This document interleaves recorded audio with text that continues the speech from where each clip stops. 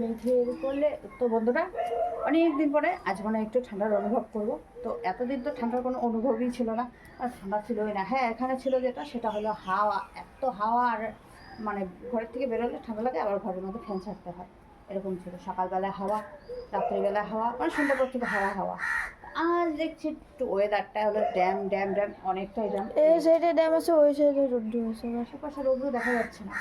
ওই পিছনে দেখো, কোন পিছনে? দেখো।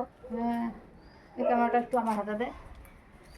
তো দেখো ওয়েদারের অবস্থা এই আছে। দেখো ওই সাইডে বড়।